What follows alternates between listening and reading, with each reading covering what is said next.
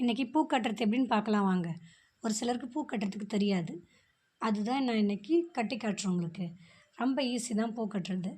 இப்போ இந்த பக்கம் 2 பூ, அந்த பக்கம் 2 பூ எடுத்துக்கணும். சேமாக எடுத்துக்கணும் 2. அதே மாதிரி இன்னும் 2 பூ எடுக்கணும் பாருங்கள். இந்த 2 பூவையும் காம்பு மட்டும் வச்சுக்கணும். வச்சு இப்போ எப்படி கட்டுறதுன்னு காட்டுறேன் பாருங்கள். இந்த 2த்தையும் ஒப்பா சேர்த்து பிடிச்சிக்கணும். இந்தாண்டு 2 அந்தாண்டு 2 இருக்கா பிடிச்சிக்கணும். இப்போ வந்து நூல் எடுத்து அடியில், அதாவது பூ கட்டுறோம்ல அந்த சேமாக வச்சுக்கலாம். அந்த இதில் வச்சு இப்படி ஒரு சுற்று சுற்றுனா வரும்.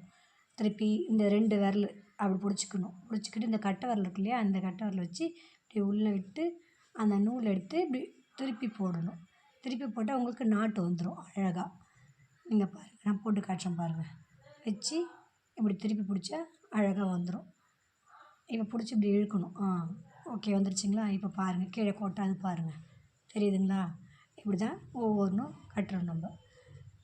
திருப்பி கட்டி காட்டுறோம் பாருங்கள். இந்த பக்கம் 2 பூ, அந்த பக்கம் 2 பூ அப்படியே வச்சுக்கணும். எடுத்து வச்சு நூலை கீழே ஒரு சுற்றிக்கணும். சுற்றிக்கிட்டு அதுக்கப்புறமா மேலே ஒரு சுற்றணும் பாருங்கள். கீழே சுற்றிட்டுனா இப்போ பாருங்கள், மேலே ஒரு சுற்று அழகாக அப்படி போட்டால் முடிஞ்சுது. பூ கட்டியாச்சு. இது மாதிரி தான் எடுத்து வச்சு கட்டணும் நம்ம. திருப்பி வச்சு கட்டினா பூ கரெக்டாக அழகாக வந்துடும். நான் உங்களுக்கு கட்டி காட்டுறேன் பாருங்கள். இப்போ அப்படியே எடுத்து வச்சு கட்டுறது தான். ஒரு சிலருக்கு பூ கட்ட தெரியாது. இப்போ எல்லாருக்குமே மோஸ்ட்லி தெரியும்.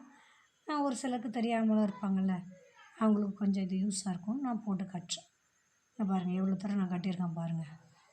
கட்டினா கடகடன்னு கட்டிடலாம். ஃபஸ்ட்டு ஆரம்பத்தில் கொஞ்சம் கஷ்டமாக தான் இருக்கும்.